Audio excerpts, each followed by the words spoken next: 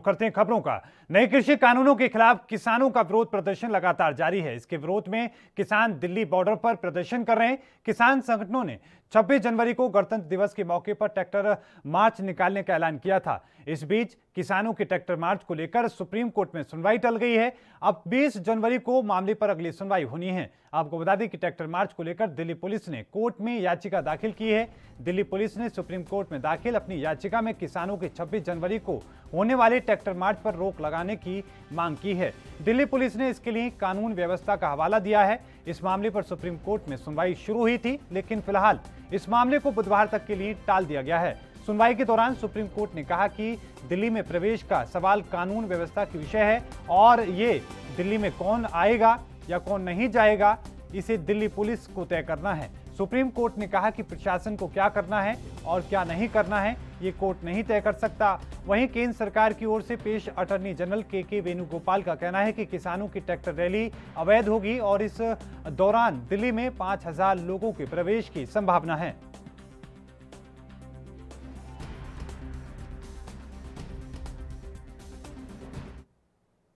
और इस खबर पर ज्यादा जानकारी के साथ राजीव तिवारी हमारे संवाददाता दिल्ली से हमारे साथ जुड़ चुके हैं। राजीव, आप लगातार सुनवाई के दौरान सुप्रीम कोर्ट में मौजूद रहे, क्या कुछ सुनवाई हुई, क्या कुछ जज की तरफ से कहा गया, सुप्रीम कोर्ट ने क्या कुछ 26 जनवरी को होने वाली परेड को लेकर कहा है, विस्तार से बताएं। जैसे बात करें सुप्रीम कोर्ट की, तो सुप्रीम कोर्ट ने जरूर सुनवाई जो है वो बुधवार तक के लिए टाल दी गई है। मगर बात करें जिस तरीके से किसानों की, तो किसान लगातार 26 जनवरी की परेड के लिए लगातार कोशिश कर रहे हैं। यहाँ तक कि दिल्ली पुलिस से परमिशन भी मांगी थी, मगर दिल्ली पुलिस ने वो परमिशन नहीं दी। उसके बाद उन्होंने सुप्रीम कोर्ट का दरवाजा खटखटाया और जिसके सुप्रीम कोर्ट ने भी अब सुनवाई यानी कि बुधवार तक के लिए टाल दी गई है। और कहीं ना कहीं कोशिश ये की जा रही है कि किसानों को जो परमिशन नहीं मिल पाएगी, क्योंकि जिस तरीके से किसान चाहते हैं 26 जनवरी पर परेड निकालना, यानी कि अपनी तरीके से झांकी निकालना ट्रैक्टर द्वारा, और जिसमें महिलाएं भी शामिल होने वाली हैं, क्योंकि महिलाओं को बुलाया भी गया है। जो गांव में रहने वाली महिलाएं हैं या जो ट्रैक्टर चलाती हैं, जिनको आता है ट्रैक्टर चलाना, या फिर गांव में जितने भी लोग हैं वो सारे ही दिल्ली के अंदर आएंगे और दिल्ली के अंदर प्रवेश करने की कोशिश की जाएगी।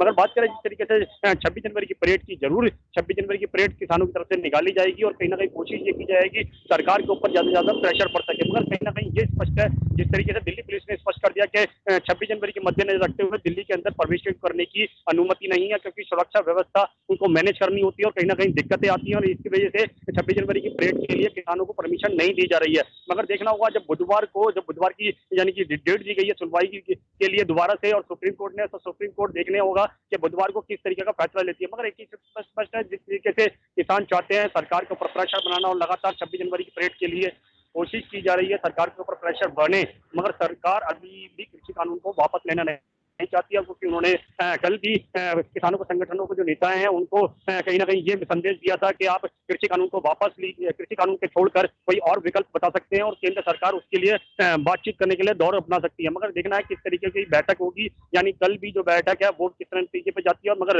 लगता नहीं है कल की जो बैठक है वो कह सकते हैं किसी रुख पकड़ पाएगी, या फिर कहें सरकार की जो डिमांड है यानी कृषि कानून को वापस ना लेने की, शायद वो पूरी नहीं हो पाएगी। क्योंकि जिस तरीके से किसान अड़े हुए हैं कृषि कानून को वापस कराने के लिए, कृषि कानून अभी भी कहीं ना कहीं वापस होता नजर नहीं आ रहा है। जी, कोशिश करें कि जिस तरीके से सुनवाई हुई है और इसके साथ में सुप्रीम कोर्ट ने पुलिस को तय करने के लिए कहा है कि पुलिस को क्या करना है क्या नहीं करना है, ये कोर्ट तय नहीं करेगा, और कितने लोग और कौन लोग आएंगे कौन नहीं आएंगे ये सब पुलिस पर छोड़ दिया है। इन सब के बीच में किसान आखिरकार क्या कह रहे हैं? सुनवाई के बाद में किसानों की तरफ से क्या कोई प्रतिक्रिया आई है? क्या उन्होंने आज की सुनवाई को जीत के रूप में देखा है? देखिए बिल्कुल बताइए, जिस तरीके से बात करें आज की सुनवाई की, यानी कि सुप्रीम कोर्ट के अंदर जो सुनवाई थी वो कहीं ना कहीं सरकार इसे स्पष्ट है कि किसानों का जो प्रदर्शन है उसे कमजोर करना है, और कहीं ना कहीं सुप्रीम कोर्ट ने भी इस पर जवाब दे दिया किसानों को, और किसानों की तरफ से ये किसानों के लिए ये कह दिया कि दिल्ली पुलिस की जो कार्रवाई है उसके लिए कोर्ट निर्धारित नहीं करेगा कि दिल्ली पुलिस किस तरीके से काम करेगी, किसको परमिशन देनी है किसको नहीं देनी है। मगर ये चीज स्पष्ट है, जिस तरीके से दिल्ली पुलिस ने पहले ही स्पष्ट कर दिया था कि परमिशन नहीं दी जाएगी, और कहीं ना कहीं अब सुप्रीम कोर्ट ने भी साफ कर दिया कि किसानों को परमिशन देनी है नहीं देनी है ये दिल्ली पुलिस तय करे, ना कि वो कोर्ट तय कर पाएगा। मगर जिस तरीके से किसान चाहते हैं लगातार किसान जो रैली निकालना चाहते हैं वो अभी भी निकालना चाहते हैं, क्योंकि जिस तरीके से सुप्रीम कोर्ट ने अब बुधवार तक के लिए डेट पोस्टपोन कर दिया, और कहीं ना कहीं जो किसान संगठनों के नेता थे उनसे भी बात करी तो उनसे उन्होंने भी साफ कर दिया कि हम ट्रैक्टर रैली निकालने के लिए बिल्कुल तैयार है और हम इसके लिए रणनीति बना चुके हैं, मगर वो किस हद तक होगी रणनीति वो जरूर देखना होगा, क्योंकि 26 जनवरी की डेट भी बिल्कुल नजदीक आने वाली है। जी और राजीव, अगर हम किसान संगठनों की बात करें तो ट्रैक्टर रैली को लेकर संगठनों में भी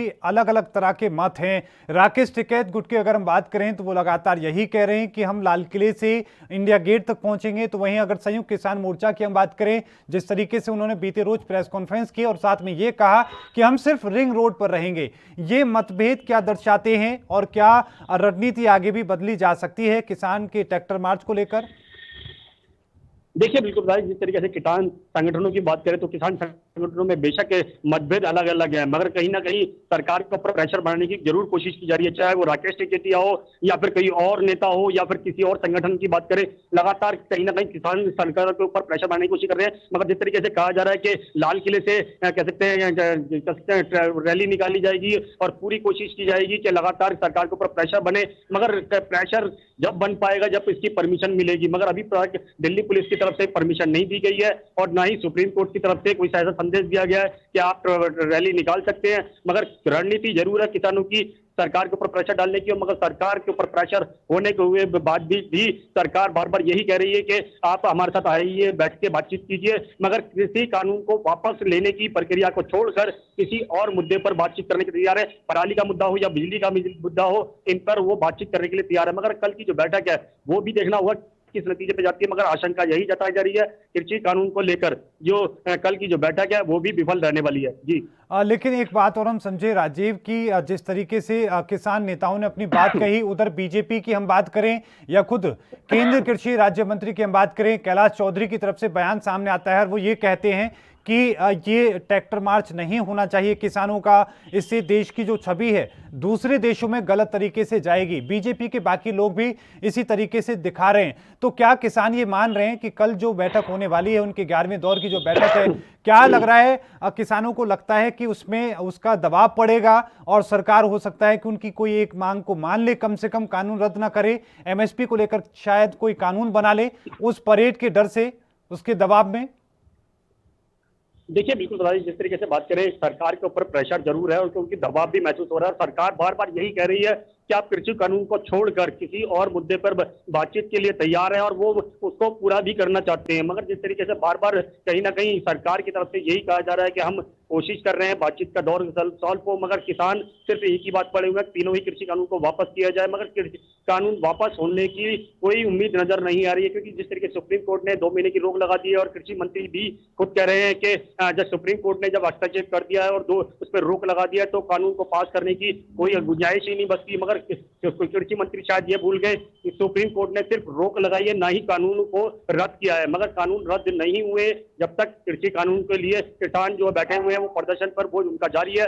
किसानों की तरफ से भी पूरा स्पष्ट कर दिया गया है कि लगातार जब तक कृषि कानून वापस नहीं होगा वो पीछे हटेंगे नहीं, मगर इसके लिए देखना होगा कल की जो बैठक है वो किस नतीजे पे जाती है और या 26 जनवरी की जो तैयारियां किसानों की वो किस तरीके की होती है। जी बिल्कुल, लेकिन साथ में एक बात और हम समझें कि दिल्ली पुलिस की तरफ से किस तरह की तैयारियां की जा रही हैं। जिस तरीके से हर साल एक उत्सव के रूप में ये परेड होती है, इस बार क्या विशेष रूप से तैयारी की गई है? क्योंकि कोरोना काल भी है, दूसरी तरफ ये आंदोलन चल रहा है, तीसरी तरफ वहां पर धारा 144 लगाई हुई है, तो ऐसे में इस बार किस तरह के विशेष रूप से प्रबंध किए गए हैं? देखिए बिल्कुल भाई, जिस तरीके से बात करें दिल्ली पुलिस, तो दिल्ली पुलिस लगातार हर 26 जनवरी पर कहीं ना कहीं मुस्तैद रहती है और लगातार आशंका ये भी होती है कि बाहर के लोग जैसे कि पाकिस्तान के या फिर अफगानिस्तान कोई ऐसी गतिविधि ना कर दे दिल्ली के अंदर, मगर उसके मद्देनजर रखते हुए धारा 144 जरूर लगाई हुई है। बात करें पार्लियामेंट की तो वहाँ भी धारा 144 है, इंडिया गेट की बात करें तो वहाँ भी धारा 144 लगाई है, यहाँ तक कि लाल किले तक धारा 144 लगाई हुई है ताकि कोई भी ऐसा व्यक्ति को नजर ना आए या फिर कोई ऐसी घटना घट सके जो 26 जनवरी की परेड के अंदर बाधा डाल सके। मगर जिस तरीके से लगातार कहीं ना कहीं आशंका होती है तो दिल्ली पुलिस उसके लिए तैयार है और दिल्ली पुलिस इसकी किसानों को ट्रैक्टर रैली निकालने की परमिशन नहीं दी है और ना ही दिल्ली के अंदर आने की परमिशन दी है, क्योंकि जिस तरीके से किसान बैठे हुए हैं लगातार किसान चाहते हैं कि कृषि कानून को चलते वो ट्रैक्टर रैली निकालें और दिल्ली के अंदर प्रवेश करें, मगर दिल्ली पुलिस ने अभी स्पष्ट कर दिया है कि उनको परमिशन नहीं दी गई है क्योंकि कोरोना काल भी चल रहा है और दूसरा कह सकते हैं 26 जनवरी की परेड भी है, तो उसके मद्देनजर रखते हुए दिल्ली पुलिस ने अभी तक ऐसी कोई परमिशन नहीं दी है, मगर देखना है किसानों की जो रणनीति है वो कितनी कारगर हो पाएगी, क्योंकि 26 जनवरी की डेट भी नजदीक आ रही है और जो कल की बैठक है 19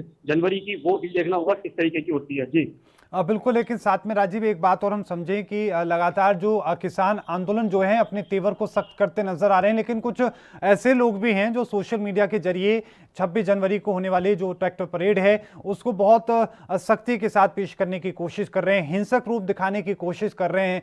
इस तरह की गतिविधियों पर क्या पुलिस के द्वारा सोशल मीडिया पर निगरानी रखी जा रही है? ऐसे लोगों को लेकर क्या कोई कदम अब तक दिल्ली पुलिस की तरफ से उठाया गया हो?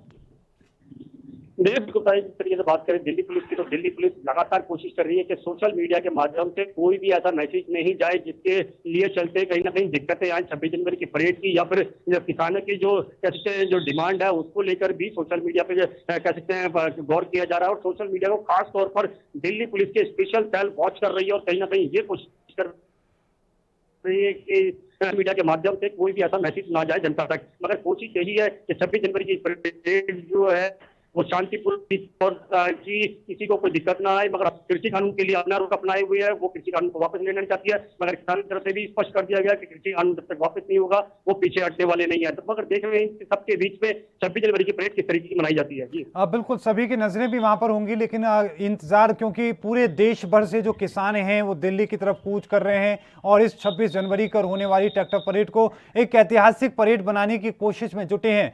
ऐसे में जब सोशल मीडिया पर इस तरह की अफवाहें घूम रही हैं तो क्या कुछ जो किसान के नेता हैं, किसान संगठन के जो नेता वहां पर मौजूद हैं, उनका क्या कुछ कहना है? क्योंकि कई ऐसी भ्रामक तस्वीरें सामने आई हैं, ऐसे दावे किए गए हैं कि लोकसभा जो हमारा संसद भवन है उसको घेरने की कोशिश की जाएगी, ऐसी ऐसी बातें तक कही जा रही हैं सोशल मीडिया के जरिए। तो जो संगठन के नेता हैं वो क्या कुछ कह रहे हैं ताकि जो शांतिपूर्ण जो आंदोलन अब तक चला है वो आगे भी चलता रहे? देखिए, बिल्कुल भाई, जिस तरीके से बात करें शांतिपूर्ण प्रदर्शन की, तो वो बेशक किसानों की तरफ से कर दिया गया है। सरकार किसान यही चाहते हैं कि उनका जो प्रदर्शन है वो शांतिपूर्ण रहे, ना ही किसी को इसीलिए वो आने की परमिशन भी नहीं दे रहे, ना ही किसी का बैनर यूज करने की परमिशन दे रहे हैं। मगर बात करें जिस तरीके से सोशल मीडिया की, सोशल मीडिया पे जरूर कहते हैं गलत धारणाएं बनाई जा रही हैं ताकि लोगों के अंदर भ्रम फैले और कहीं ना कहीं कृषि कानून को लेकर या सरकार को लेकर भ्रमबाजी रहे। मगर जिस तरीके से लगातार सोशल मीडिया और किया जा रहा है, दिल्ली पुलिस की स्पेशल सेल लगी भी हुई है और कहीं ना कहीं कोशिश भी करती नजर आ रही है। मगर इस तरीके से बात करें किसानों की, तो किसानों की तरफ से जरूर कोशिश की जाएगी ट्रैक्टर रैली निकालने की, मगर सोशल मीडिया पर खास तौर पर किसान भी बच रहे हैं और कहीं ना कहीं कोई गलत ऐसा शब्द इस्तेमाल नहीं कर रहे हैं जिससे गलत मैसेज जा सके या सरकार उनके किसानों को जो आंदोलन है उसको किसी और दिशा में ले जाए। मगर कहीं ना कहीं हर तरीके से स्पष्ट किया जा रहा है, किसान भी चाहते हैं उनका आंदोलन शांतिपूर्ण रहे, मगर सरकार को जरूर झुकाना है। मगर किस तरीके से सरकार झुकेगी ये स्पष्ट देखना होगा। मगर कल की जो बैठक है वो कहाँ जाती है, किस नतीजे पे जाती है या फिर उसका परिणाम क्या निकलता है, ये कल ही तय होगा। जी बिल्कुल, कल की जो बैठक है उससे बहुत सारे लोगों को उम्मीद है कि क्या कुछ फैसला होगा। लेकिन 26 जनवरी की अगर हम बात करें एक बार फिर से, तो विपक्ष का क्या कुछ कहना है? जो ट्रैक्टर परेड किसानों के द्वारा निकाली जा रही है, क्या विपक्ष के जो नेता हैं उसका समर्थन कर रहे हैं? राजनीतिक दलों की हम बात करें, क्योंकि कांग्रेस लगातार ये दावा करती है कि हम किसानों के साथ खड़े हैं और आंदोलन में किसानों के कंधे से कंधा मिलाकर खड़े हैं, तो विपक्ष का क्या कुछ कहना है इस पूरे मामले पर? जी राजीव।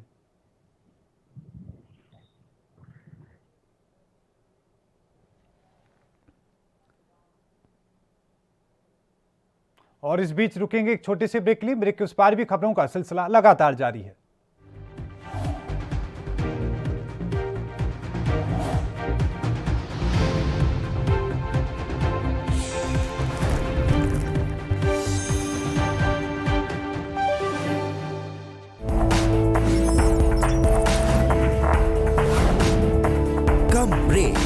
और ज्यादा खबरों के साथ देखिए ANP news in channel number पर।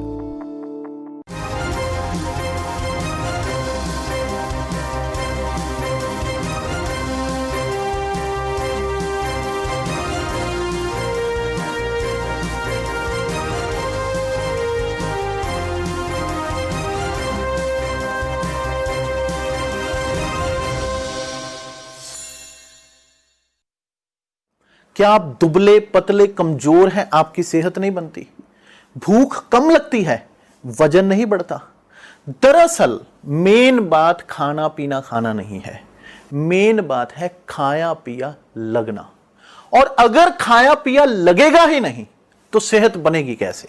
इसलिए हमारी संस्था सन्यासी आयुर्वेदा ने एक ऐसी दवा बनाई है जो कि आपके पाचन तंत्र को, आपके लीवर सिस्टम को ठीक करने का काम करती है, ताकि आप जो भी खाएं उसका पूरे का पूरा निचोड़ आपके शरीर को लगे, आपकी भूख बढ़े, खाया पिया सही से लगे, नया खून बने, हड्डियों में जान आए, वजन बढ़े, ताकत बढ़े, चेहरे पर नूर आए और आप मोटे तगड़े खूबसूरत पर्सनैलिटी के मालिक बन जाएं। यह दवा पूरी तरह से आयुर्वेदिक होती है।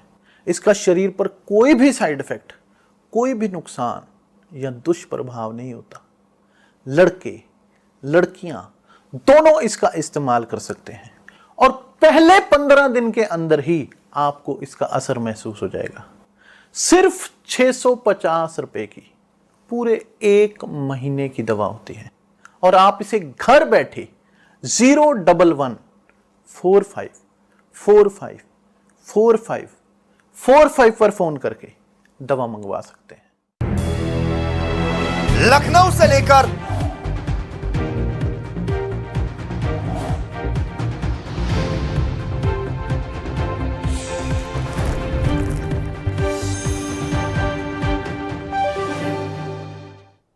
ब्रेक के बाद एक बार फिर से आप सभी का स्वागत है। 3 बजे की 3 खबरों में रुक करते हैं बाकी खबरों का। पश्चिम बंगाल में इस बार आर्या पार का मुकाबला होने जा रहा है। मुख्यमंत्री ममता बनर्जी ने नंदीग्राम से विधानसभा चुनाव लड़ने का ऐलान कर दिया है। आपको बता दें कि शिवेंदु अधिकारी वर्तमान में नंदीग्राम से विधायक हैं, जो पिछले महीने से तृणमूल कांग्रेस से इस्तीफा देने के बाद बीजेपी में शामिल हुए हैं। ममता ने सोमवार को नंदीग्राम में रैली के दौरान यह ऐलान किया। शुवेंदु अधिकारी के गढ़ नंदीग्राम में रैली करते हुए ममता बनर्जी ने जमकर हल्ला बोला। ममता ने कहा कि मुझे वो दिन याद है, इसलिए ये बात कह रही हूं। और साथ में उन्होंने ये भी कहा कि नंदीग्राम आंदोलन किसने शुरू किया था हम सब जानते हैं। वहीं कृषि कानून को लेकर केंद्र सरकार पर निशाना भी साधा गया। उन्होंने कहा कि हम किसानों के साथ हैं, कृषि कानून वापस ले केंद्र सरकार। और रैली में इस दौरान आपको बता दें कि टीएमसी की सुप्रीमो की तरफ से कई तरह की बातें कही गई। ममता को बंगाल की सत्ता दिलाने में नंदीग्राम की अहम भूमिका रही है। आपको ये भी बताते चलें कि लगातार वहां पर भारी संख्या में जो तमाम जनता वहां पर मौजूद रही और इस दौरान जमकर बीजेपी के खिलाफ नारेबाजी हुई। आपको ये भी बताते चलें कि ममता बनर्जी ने नंदीग्राम में ही लेफ्ट सरकार को गिराने का जो शुरुआत की थी और यहीं से उन्होंने अपनी ऐतिहासिक रैलियां शुरू की थी। यही वजह थी कि इस बार के विधानसभा चुनाव के लिए भी उन्होंने वहां से रैली करके विधानसभा चुनाव का बिगुल फूंकने का काम किया है।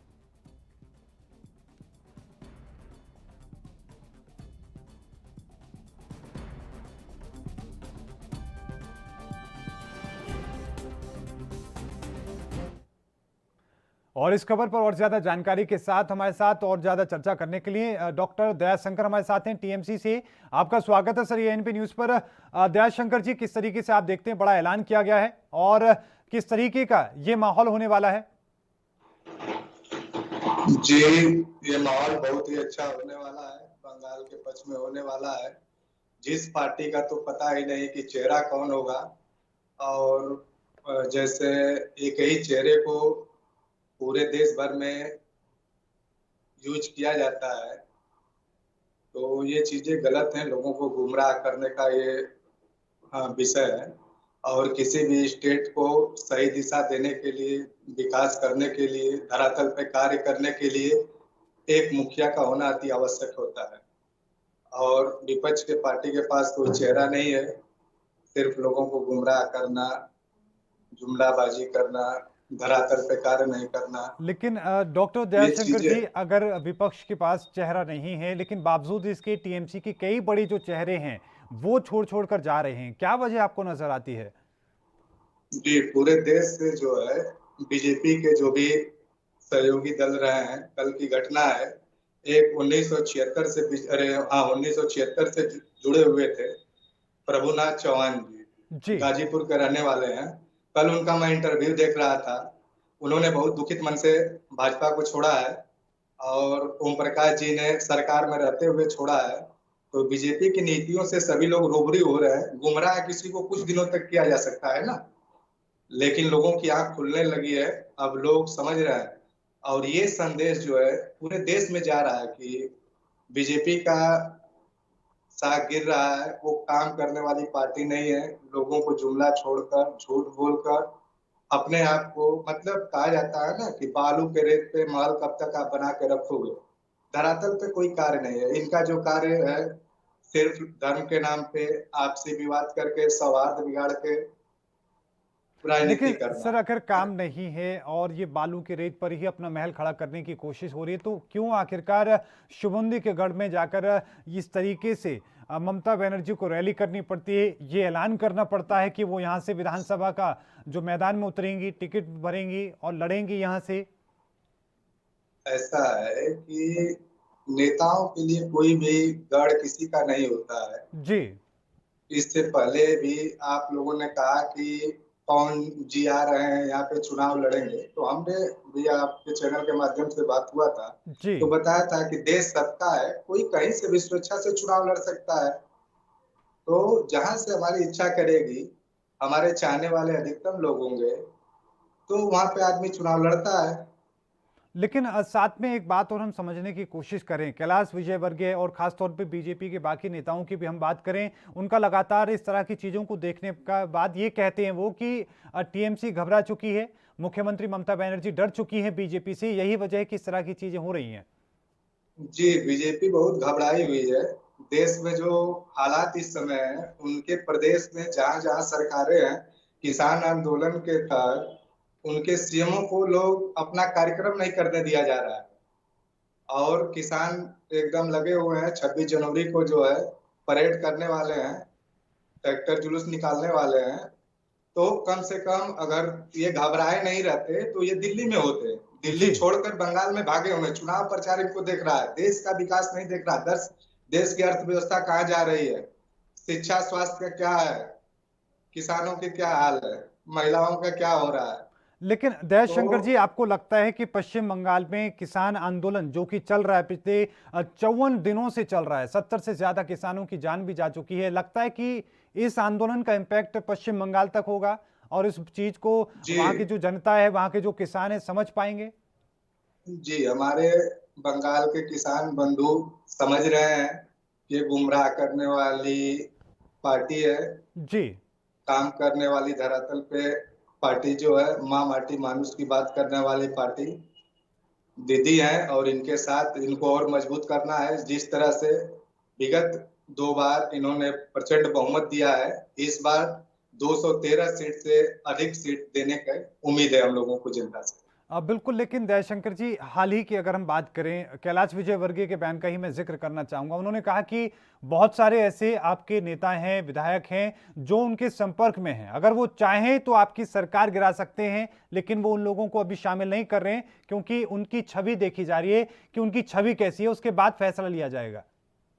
कैलाश विजयवर्गीय जी को कहना चाहता हूँ कि अभी तक क्या जिन जिन नेताओं को उन्होंने अपने पार्टी में सम्मिलित किया है, उनकी छवि क्या बहुत अच्छी साफ सुथरी रही है? जी। आप ही उनके ऊपर ब्लेम लगाते हैं और दूसरे को लोगों को आप कहते हैं कि उनको सम्मिलित इसलिए नहीं किया जा रहा है कि उनकी छवि सही नहीं है। तो अभी तक क्या जिन जिन लोगों को उन्होंने सम्मिलित किया है, उनकी छवि साफ सुथरी थी? जी बिल्कुल। तो कहीं ना कहीं आपका सवाल है, जायज सवाल है सर। बहुत बहुत धन्यवाद हमारे साथ जुड़ने के लिए, दयाशंकर जी, अपना कीमती वक्त साझा करने के लिए। तो हमारे साथ डॉक्टर दयाशंकर जी जुड़े टीएमसी से। आपने सुना कि किस तरह से उन्होंने अपनी पार्टी का पक्ष भी रखा, लेकिन साथ में उन्होंने ये सवाल भी बीजेपी के सामने रखे कि अब तक जो लोग आपकी पार्टी में शामिल हुए हैं उनकी छवि कैसी है। रुख करते हैं बाकी खबरों का।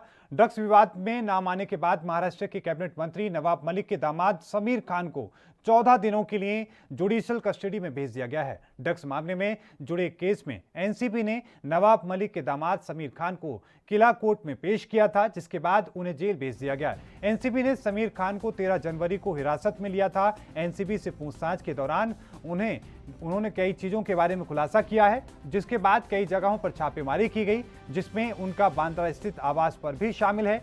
समीर खान का नाम ड्रग्स मामलों को लेकर बहुत पहले से आ रहा था। उसके बाद अब पुलिस ने एक कार्रवाई की है, साथ में पहले उनको गिरफ्तार किया, उसके बाद उनको कस्टडी में लेने के बाद जब पूछताछ की गई तब पूरे मामले का खुलासा हो सका। आपको बता दें कि महाराष्ट्र सरकार में नवाब मलिक अल्पसंख्यक मामलों और कौशल विकास मंत्री हैं। खबरों के मुताबिक ड्रग्स के केस में एक आरोपी और उनके बीच 20,000 रुपए से कथित ऑनलाइन लेन देन का मामला सामने आने के बाद एनसीबी ने समीर खान को तलब किया था। इस मामले में ब्रिटिश नागरिक करण सजनानी और 2 अन्य को पिछले सप्ताह ही 200 किलोग्राम गांजे के साथ में गिरफ्तार किया था। सजनानी का लिंक उत्तर प्रदेश से जुड़ा है। इसके बाद एनसीबी ने रामपुर में छापेमारी भी की थी। आपको ये भी बताते चलें कि लगातार एनसीबी जब से सुशांत सिंह राजपूत जो कि बॉलीवुड एक्टर हैं उनकी मौत हुई है उसके बाद से ही बहुत ज्यादा एक्टिव है, लगातार छापेमारी करके इस पूरे मामले में जुटी हुई है। और इस हमारे साथ मुरारी सिंह हमारे संवाददाता जुड़ चुके हैं। मुरारी सिंह, क्या कुछ मामला है आज, क्या कुछ अपडेट है? समीर खान को क्या कस्टडी में भेजने के बाद क्या कदम आगे बढ़ाए गए, अपडेट करें।